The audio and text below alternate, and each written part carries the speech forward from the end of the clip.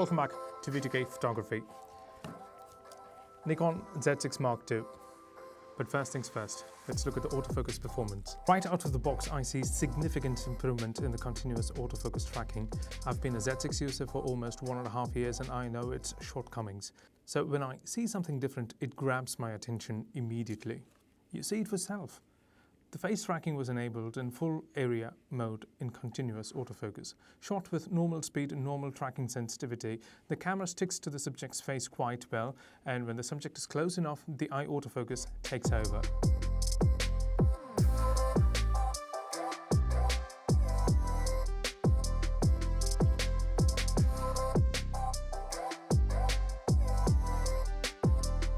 Even when the person turns around, the focus doesn't leave. It keeps tracking.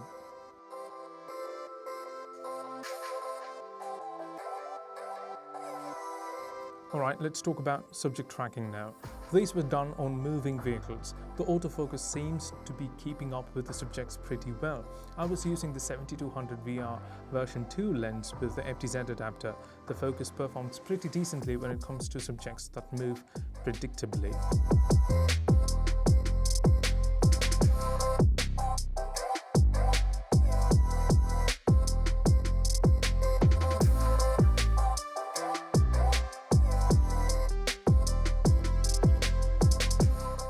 Many cameras fail to keep the subject in focus when the camera is pulled away from it. The Z6 Mark II did a pretty good job of keeping the subject in focus all the time.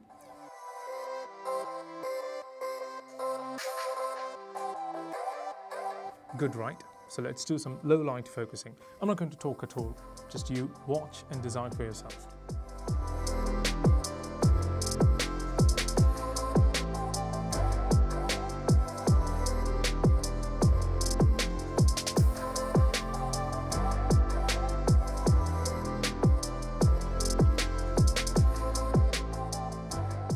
What do you think? Shall we proceed? The body and ergonomics are absolutely identical to the Z6, except we now have dual card slots. One for XQD card, another one for UHS 2 type SD cards. Okay, let's dive straight into the camera's performance. The Z6 Mark II has the same set of 273 hybrid autofocus points, just like the Z6. However, the dual processor has enhanced the autofocus performance in this one. The tracking of the subject is now much more reliable than the Z6. It is pretty obvious when you start using it. As a Z6 user myself, I know where the camera would lose focus, where it would struggle, and where it would completely hunt or completely miss the focus. But it was a pleasant surprise using the Z6 Mark II. It's been really quite well so far. At the same time, is the focus overlay as sticky as its competitors? Not really, but the focus is there. The focus overlay is a little bit of choppy, it jumps here and there, but the focus stays. I don't know how, but the focus overlay completely needs an overhaul. It boosts confidence when you have a sticky focus overlay, right? But Nikon needs to work on that one. Now we also have restrictive face tracking within a box. This may be super helpful when there are so many people in the frame. The camera will continue to focus only on the face inside the box. That's brilliant. I wish the size of the box could be changed though, sometimes it's just too small. The camera can shoot up to 14 photos a second in both RAW and JPEG when you're using a single point AF. But if you're using any other focusing mode, it drops down to 12 photos per second, which I think is quite sufficient for the work I do.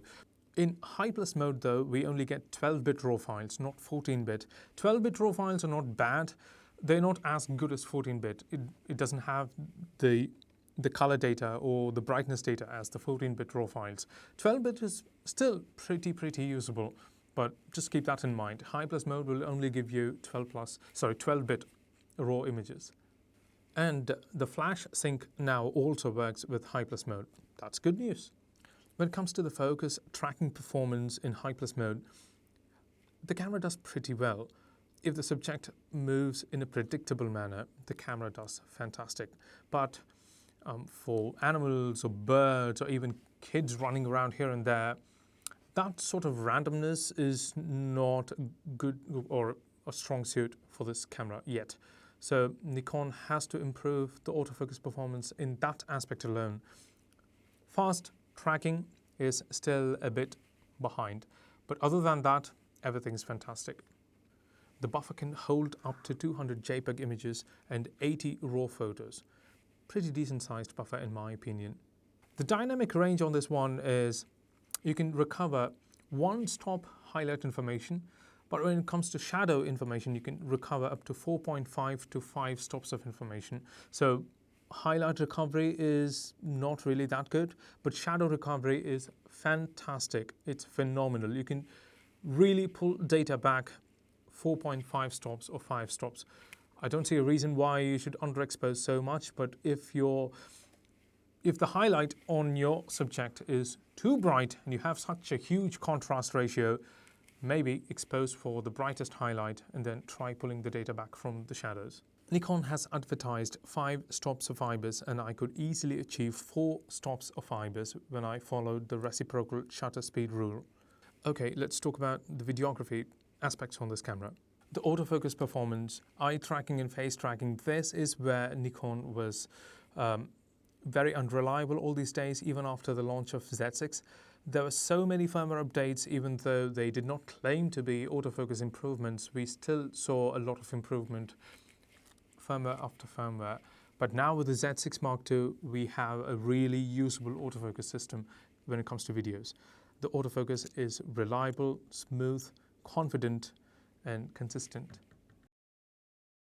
I've always felt the original Z6 never bothered whatever speed and settings you had set, but the Z6 Mark II is very responsive and it completely obeys the settings you have in the camera.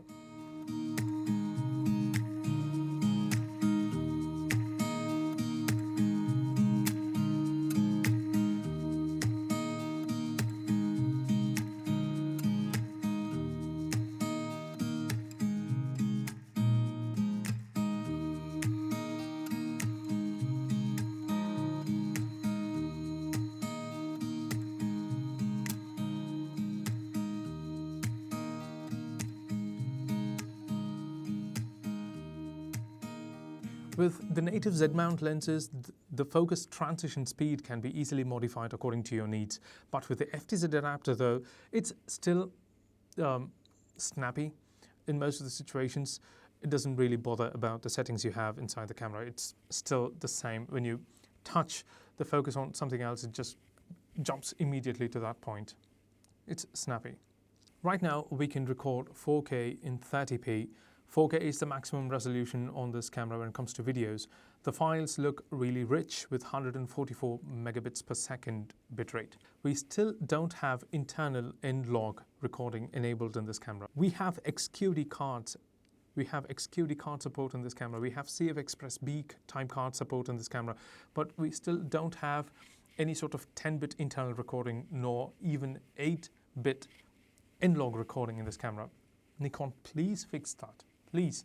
We can record N-Log in 10-bit externally to recorders such as Atomos Ninja 5. We can enable the camera to also record ProRes RAW or Blackmagic RAW.